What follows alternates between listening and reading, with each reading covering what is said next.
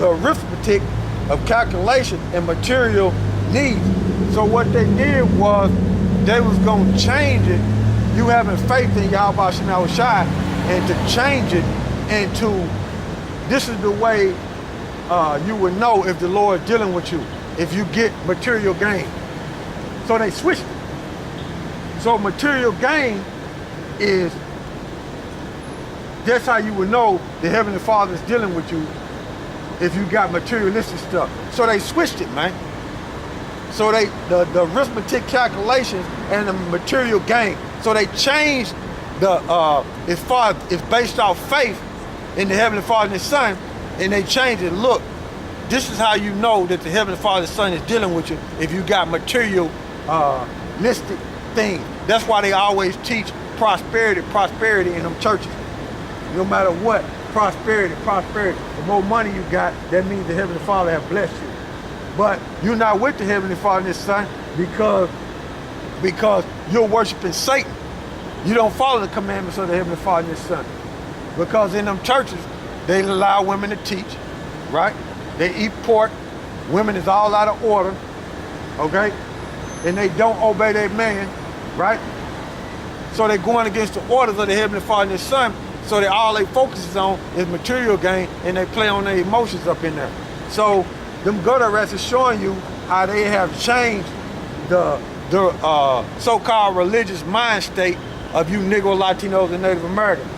They put out there, the vibration out there, that it's all about prosperity.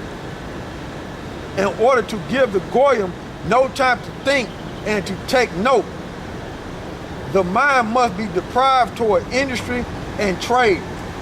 That's substance and resources, okay? So with substance and resources, what would you do? Chase money in order to get those things. So that's what they put in the minds of the pastors, which is working for Satan, to have you go out there and chase money, so you really don't have time to study the scriptures and think upon YAHAWASHI. All you worried about is getting money and getting a big house, or getting a new car, or getting a better degree, or getting a better job, so you can have more money. Thus, all the nations will be swallowed up in the pursuit of gain, and the race for it will not take note of their common folk, meaning these Edomites that's in control and infiltrated them churches to have you chase money instead of chasing YAHAWASHI, getting the spiritual understanding of the scripture, okay? But again, in order that freedom may once for all be disintegrated and ruin the communities of the Goyim.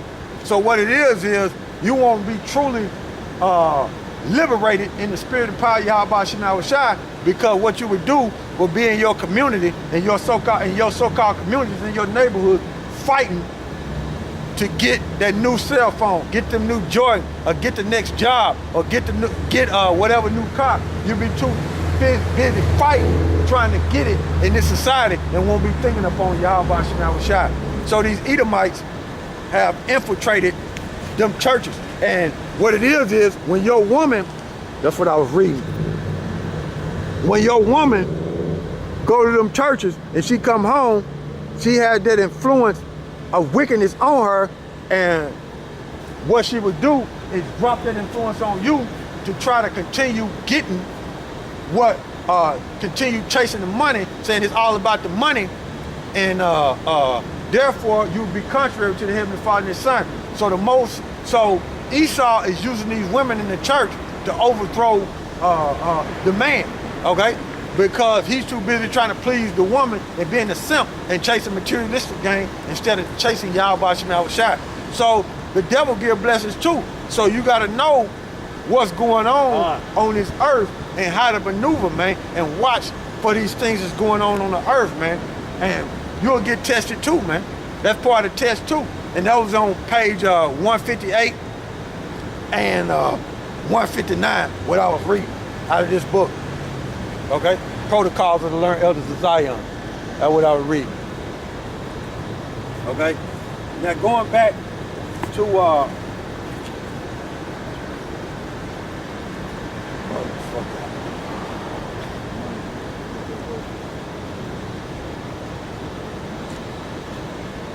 how you say that? Santa Martha. Mortimer.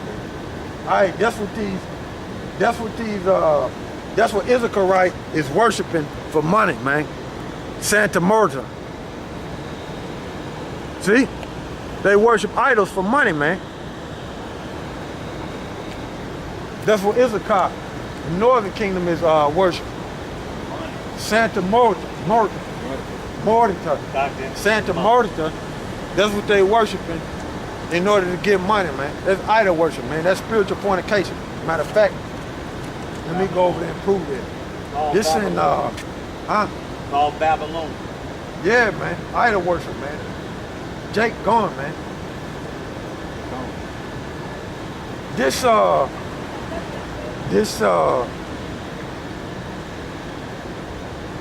Wisdom of Solomon 14 and 12. For the devising of idols was the beginning of spiritual fornication, and the addition of them the corruption of life. So that's the corruption of life, man. You worshiping Santa Martha, okay?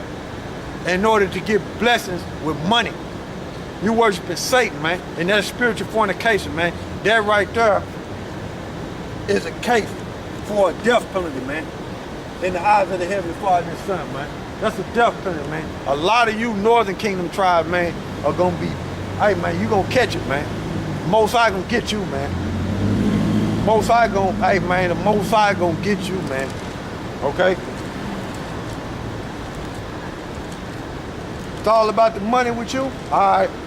You gonna worship them idols? All right. This Deuteronomy 13 and 6.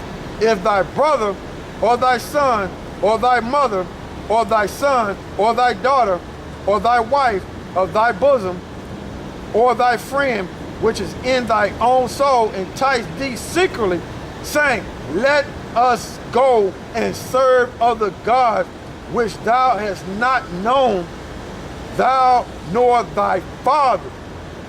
Verse 7, namely, of the gods of the people which are round about you, nigh unto thee, or far off from thee, from the one end of the earth even unto the other end of the earth.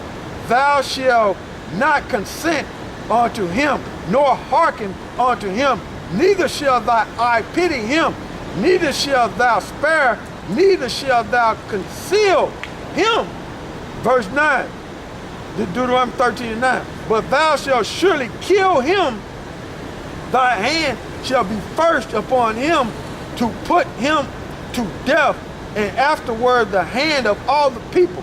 Verse 10, and thou shalt stone him with stone that he die, because he has sought to thrust thee away from the Lord thy God, which brought thee out of the land of Egypt, from the house of bondage. So the penalty for worshiping idols is death. That's spiritual fornication, man. Okay? Santa Martha is gonna get you put to death, man. That's yeah.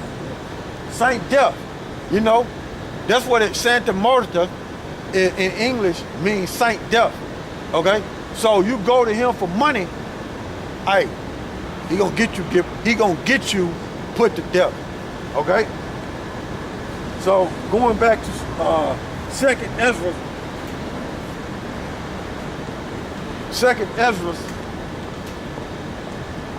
the 7th chapter.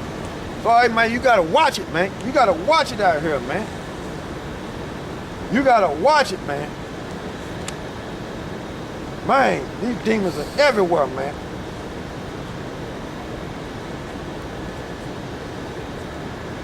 This 2nd Ezra 7 and 1.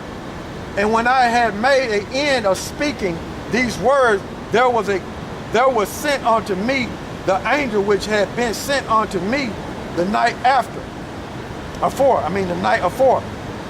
Verse 2.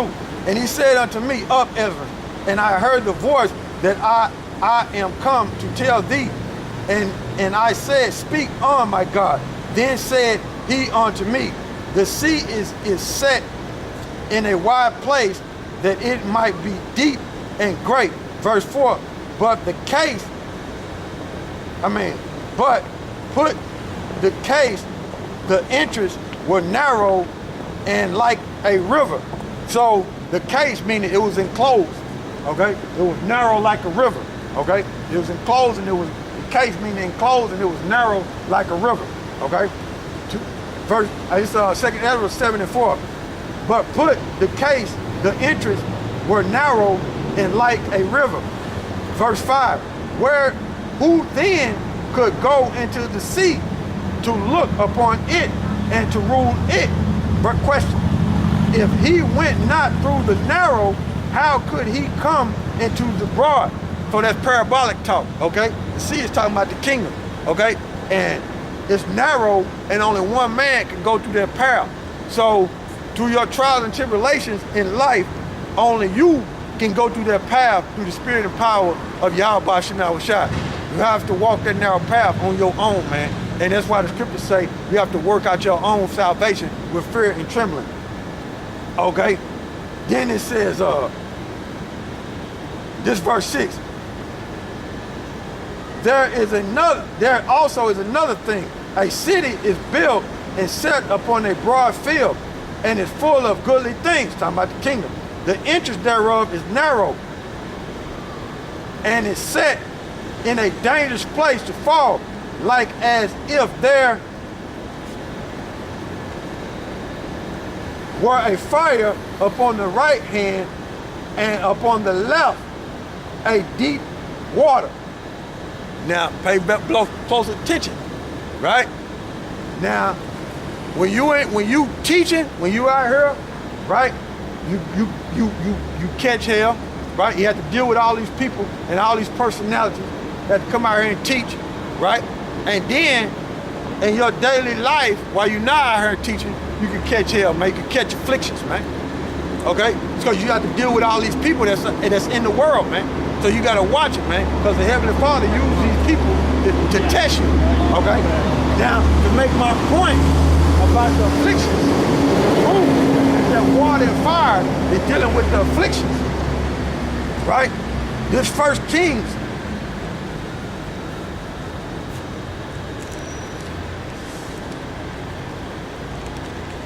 this First Kings 22 and 27. This First Kings 22 and 27. And say, thus saith the king, put this fellow in the prison and feed him with bread of affliction, right? And with water of affliction until I come in peace. So that water is dealing with affliction. So the Heavenly Father will use people to afflict certain trials and tribulations on you while you're seeking the kingdom, while you're walking in narrow path, man. I'll read that again. This First Kings 22 and 27.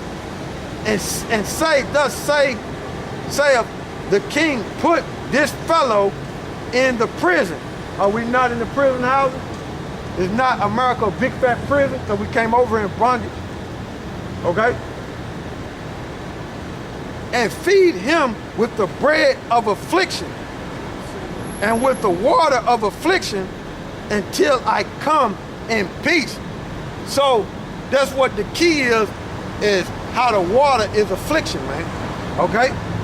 That's my point. So I'll read that again. This 2 Ezra 7 and 7. The interest thereof, let it be, bro. The interest thereof is narrow and is set in a dangerous place to fall, like as if there worth